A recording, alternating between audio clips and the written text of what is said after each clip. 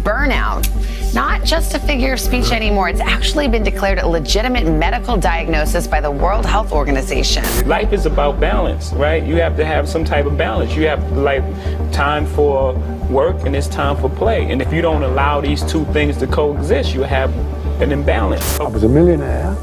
I had beautiful women in my life. I had cars, a house, an incredible, a solid gold career and a future. And yet on a daily basis I wanted to commit suicide.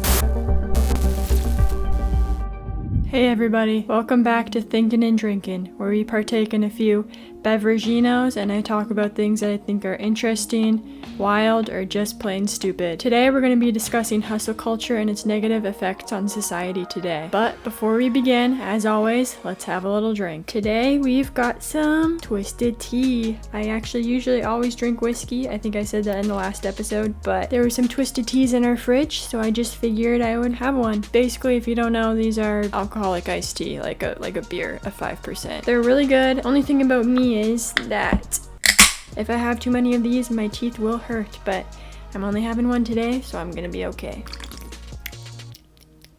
It's good. Okay, let's get into it. Before we can talk about hustle culture, we need to understand what it is. I'm sure that most of you know, but for those that don't, it's basically just overworking yourself to gain success in your business, your career, a goal you strive to accomplish, etc. And most of the time it's in pursuit of monetary success. The overworking leads to various problems in people's lives because, let's face it, the human body isn't really meant to withstand 70 to 100 hour work weeks. Let's dive in and talk about some of those problems and what's really wrong with hustle culture. First of all, I'd like to state that I'm guilty of hustle culture too, such as making this YouTube channel. I've been hustling hard, trying to get this video ready, even though I'm moving in a week and I should probably focus on packing, but I figured I could squeeze it all in. This has led to basically no downtime for myself to just chill and watch some Netflix or YouTube. And my sleep schedule is a little off, and I've been skipping some meals because for some reason I can't take the time to sit down and eat, and I have to keep working. So basically, I'm a hypocrite is what I'm trying to say. But also, it's just proving my point. I'm working too hard, so I'm not taking care of myself. This is the number one issue with hustle culture, because at the end of the day, we all need time to relax and unwind. Downtime has been proven to boost your mood, your performance, and your concentration. So contrary to what some may believe, if you do take time for yourself, you will end up getting the same or more done in a shorter amount of time because you're performing way better than when you're stressed from the constant work. Let's get one thing straight though. This is all about balance. The relaxation has to be balanced with work because I know firsthand if there's too much relaxation, it can also negatively affect your mental health. So sit back, grab a snack, and watch some SpongeBob, or listen to a true crime podcast, or have a glass of wine, or 2, or 3, and chill out. Just don't chill out forever. It's meant to recharge your mind so you can perform better later. Speaking of taking time for yourself, of course you should be the number one priority in your own life. But after that, we need to create time for friends and family too. Let's face it, if you're working constantly and have no time for yourself, there's no way in hell you have time for other people. I'm also guilty of putting work before relationships sometimes. Balance is hard, and it's something that a lot of people don't have figured out, including myself. But it's so necessary we find time in our lives for our friends and family. Because, as Christopher McCandless said, happiness is only real when shared. If you don't know who Christopher McCandless is, or if you've never watched the movie Into the Wild, I highly suggest it. Chris was a real person, and the movie is based on his life. I won't spoil it for you, but the known plot of the movie is that Chris wanted to go to Alaska and survive in the wilderness, alone. But to get there, he had to travel across America and Canada first, which he did all by foot and catching rides. Along that journey, he made amazing friendships with people. It wasn't until the end of the movie, when he had finally gone to Alaska and was completely alone, that he realized he was much happier along the journey when he had people to share his happiness with. Now obviously, most of us aren't going to experience loneliness to the degree that Chris did, but it still applies. We need strong, healthy relationships in our lives, and the only thing that can build those relationships is time spent with the people we love. And in turn, that will increase your happiness and general mental health exponentially. Hustle culture kills real hobbies and passion. Remember when you were a kid and you would do stuff just for fun? For example, when I was a kid, I had a bunch of different hobbies and new stuff that I like to learn. I played the drums, I drew pictures, and I taught myself how to ride a unicycle, juggle, and solve a Rubik's Cube. I don't get to brag about this often, so just let me have it, okay? But anyways, the point is I did this all for fun.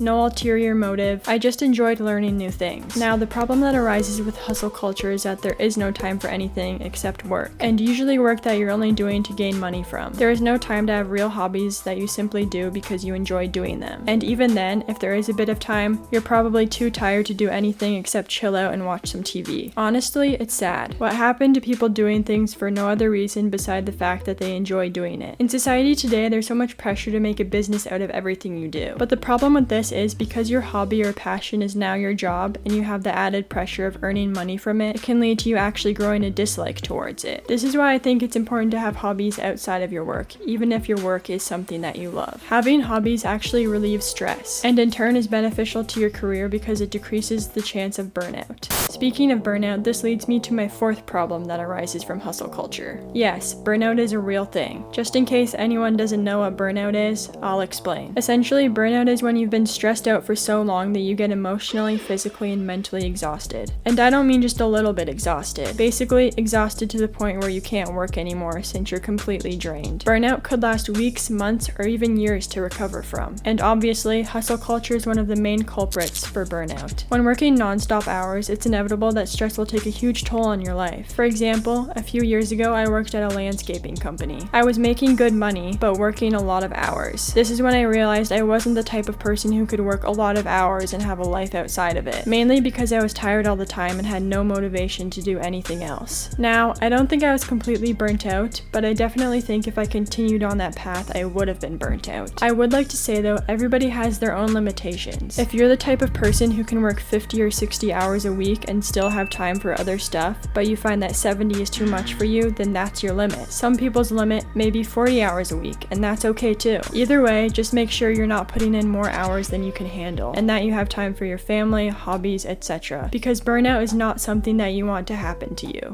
So, just to preface this point, this isn't a problem that arises from hustle culture, but something that is the main reason for hustle culture. Something that I'd like to call money-hungry mother truckers. This is a family channel. I'm not swearing, or else I would, but I'm not going to. I haven't even been drinking this. Let me chug this now. And just in case you were scared that I ran out. Oh man, I didn't even know this was still behind me. I've got some whiskey and iced tea in here. Don't worry, I'm okay, I got more. Okay, back to it. I'm sorry if I offended anybody by saying money-hungry mother truckers. But honestly, I offended myself too. Because guess what? I like money too.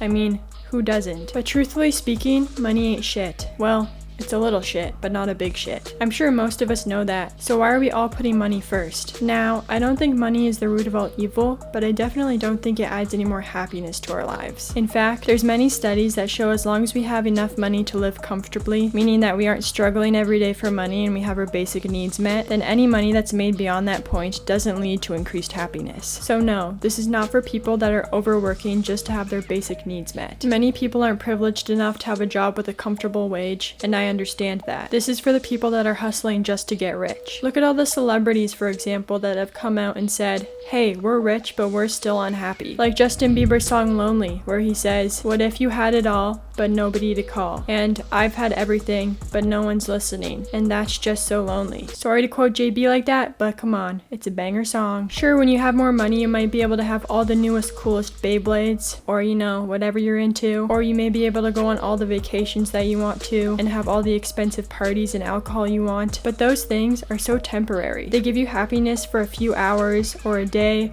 or a week, and then it's gone again. Isn't the ultimate goal in life consistent happiness? I think the answer to that would be yes for most people on Earth. So what's going wrong? Well, people think that lots of money leads to happiness, when in reality, you'll always be chasing more money. You'll hit a goal, then want more. It's human nature. You will never be satisfied with that number in your bank account. So people just work themselves into the ground chasing money and happiness, but don't realize the irony of it. The irony that you can be happy right in this very moment if you balance your life out. Balance time for yourself, friends, family, hobbies, and I promise you will be much happier. Anyways, I will leave the video at that. I hope you guys took something away from it, maybe made you reevaluate how you're living, how much you're working. This would be the part of the video where I chug the rest of my drink, but unfortunately, I had a little problem with my mic last time, and it cut off when I had only like 4 sentences left of my video. So I don't have any drink in front of me because it's 10 a.m. and I don't really want to drink right now. I know this channel is called Thinking and Drinking, but you know, at least I drank at the start of the video. Thank you guys for watching. Please like